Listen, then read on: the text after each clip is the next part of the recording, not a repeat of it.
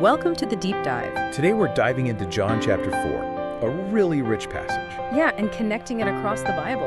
Our mission today is to really get the meaning of the words right, make it super clear. And maybe uncover a few surprising things about faith, about miracles, things that challenge maybe common assumptions. Exactly. So let's start with the setting. Jesus is on the move. John chapter 4, verse 43 says, "After 2 days, he departed from there for Galilee." Right, he's leaving Samaria after that amazing conversation with the woman at the well. So why Galilee specifically? Well, Matthew's gospel gives us a key piece of information. Matthew chapter 4, verse 12. Okay. It says, "Now when Jesus heard that John had been arrested, he withdrew into Galilee." So there's a clear trigger. John the Baptist's arrest. That makes sense. It wasn't just a random trip. Not at all. And Matthew chapter 4, verse 23 tells us what he did there. He wasn't hiding. What does it say? And Jesus went throughout all Galilee, teaching in their synagogues and proclaiming the gospel of the kingdom and healing every disease. So full-on ministry mode. Okay, but here's where it gets really interesting for me. John chapter 4, verse 44 adds this detail. Yes, the prophet having no honor. Exactly. For Jesus himself testified that a prophet has no honor in his own country. So he knew he wouldn't be welcomed in his hometown. Right, Nazareth. Yet that's where he heads first after leaving Samaria. He walks right into the place. He predicts rejection. Why? It's a powerful setup, isn't it? I think he's deliberately demonstrating something. Something about his mission, maybe, and about how people receive truth. Challenging their expectations right from the start. And maybe challenging ours, too. You know, are we ready to hear truth even if it comes from somewhere or someone familiar? Good point. So he arrives in Nazareth. What happens? Luke's account is incredibly detailed here. Luke chapter 4, starting verse 16. Yes, Luke gives us the play-by-play. And he came to Nazareth where he had been brought up. And it says, as was his custom, he went to the synagogue on the Sabbath day, and he stood up to read. So this wasn't unusual for him. No, absolutely not. His custom. They knew him. They'd seen him do this before, probably many times. He wasn't a stranger dropping in. Right. And then this particular Sabbath, wow, he's handed the scroll, Isaiah.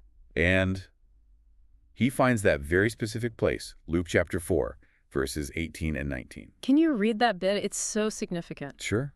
"The Spirit of the Lord is upon me, because he has anointed me to proclaim good news to the poor.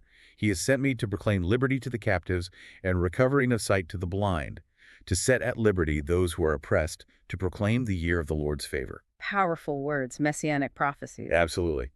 And then he closes the book, sits down, all eyes on him, Luke says, and drops the bombshell. Luke chapter 4, verse 21. "Today this scripture has been fulfilled in your hearing." Boom. No ambiguity there. He's saying, that passage, it's about me. I'm the one. It's a direct claim to be the Messiah, right there, to people who watched him grow up. So how did they take it? You'd think maybe awe, wonder.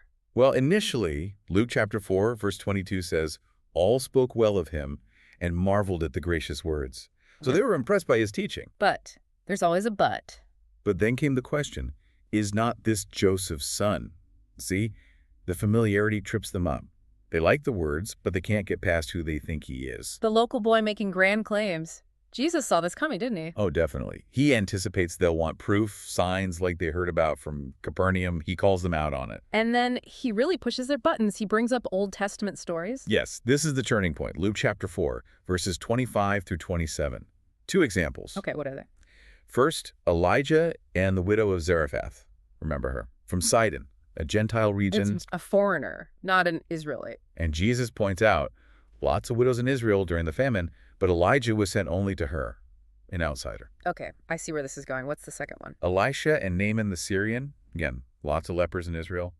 Who gets cleansed? Naaman, the Syrian commander, another outsider. Exactly. Jesus is holding up these two Gentiles, these non-Israelites, as examples of people who received God's intervention when many in Israel didn't. He's implying that faith, real receptive faith, was found more readily among these foreigners than among his own neighbors. Precisely. He's shattering their sense of entitlement, their assumption that they had first dibs on God's blessings just because of their heritage. Oof, that would not have gone down well. Not at all. The reaction was immediate and violent. Luke chapter 4, verse 28.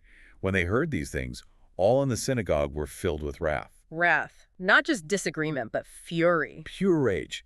They dragged him out of the synagogue, took him to the brow of the hill the town was built on, Luke chapter 4, verse 29. to throw him off. They literally tried to murder him. That's shocking. The people who knew him best heard his gracious words just moments before.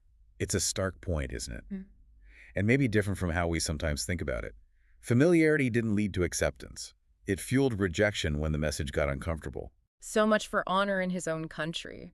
How did he escape? Luke chapter 4, verse 30 just says, he passed through the midst of them and went away. Miraculous, really. Incredible. Okay, so he leaves Nazareth, rejected and nearly killed. Let's circle back to John's gospel now. How does this theme of faith, especially around signs, continue? Well, we return to John chapter 4, verse 45. Interestingly, the other Galileans welcome him. Why? Because they'd seen his signs in Jerusalem at the Passover. Ah, so they believed because they saw miracles. That's important later. Yes, keep that thought. Then Jesus goes back to Cana, Where he turned water into wine, his first sign. the very place. And there, in John chapter 4, verse 46, a royal official comes to him. His son is critically ill back in Capernaum. So this official, probably someone with status, maybe even a Gentile working for Herod Antipas, hears Jesus is nearby and travels quite a distance. Shows desperation. John chapter 4, verse 47 says he asked him to come down and heal his son, for he was at the point of death. And Jesus' response seems almost harsh at first. John chapter 4, verse 48. Yeah, he says, unless you people see signs and wonders, you will simply not believe. Sounds like a rebuke, connecting back to those Galileans who only welcomed him because they saw signs. It could be. But notice the official's reaction.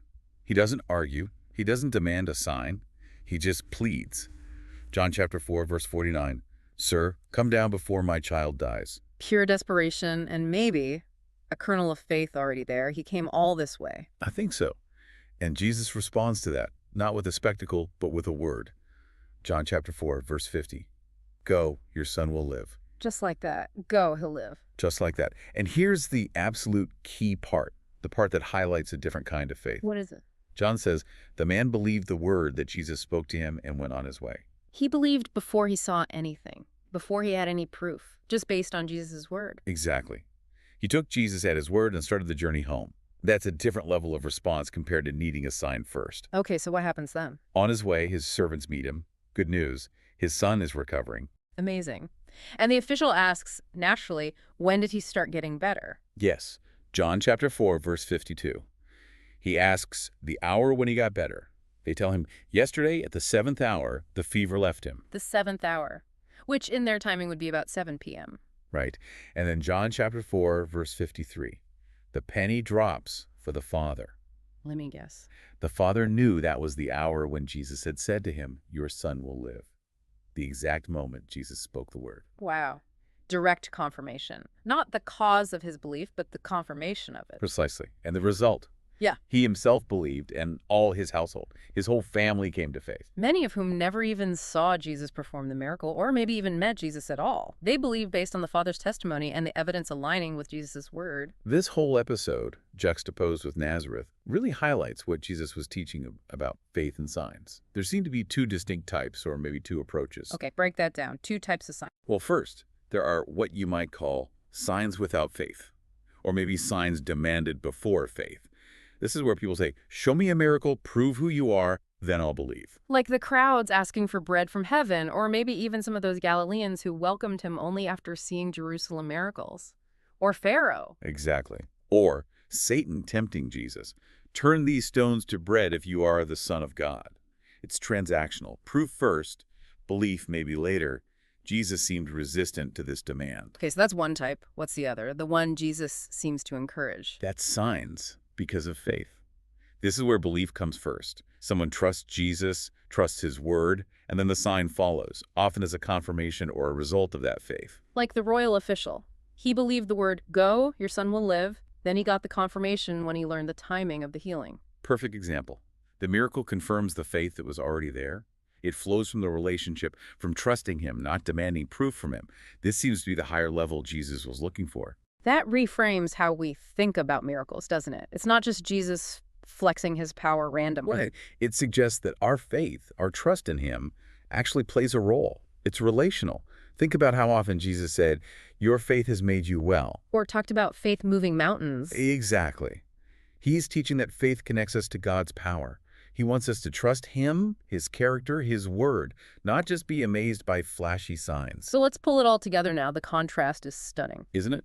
In Nazareth, his hometown, people saw him, heard him, knew him, and tried to kill him when he challenged their assumptions about faith. But this royal official, likely an outsider, maybe a Gentile, hears Jesus' word from miles away. Believes it instantly, acts on it. And his whole household comes to faith without even seeing Jesus.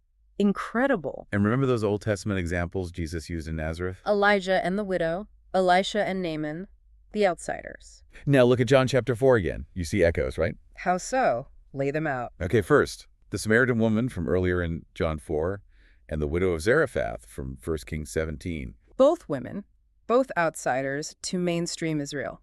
Both encountered a prophet near a source of water, actually, if you think about it. Both were asked for something, water, bread. Both demonstrated faith.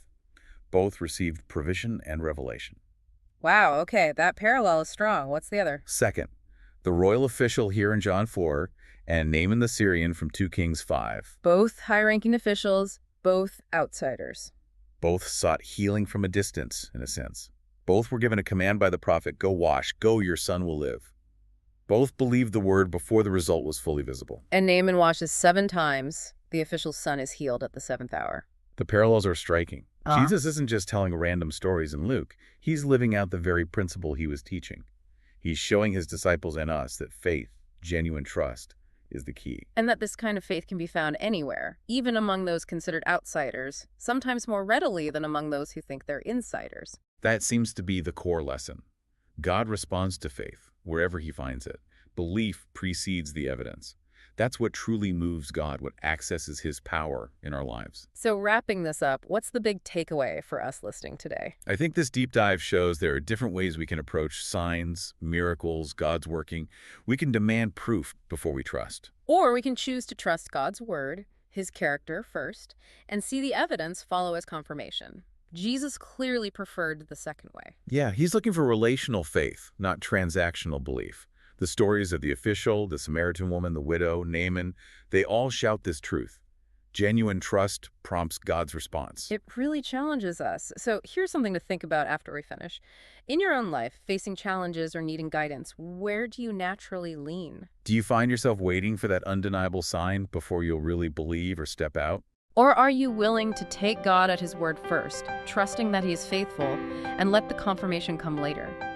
How might shifting towards that second approach, prioritizing belief in him over proof from him, change how you experience God's work in your world? Something definitely worth mulling over.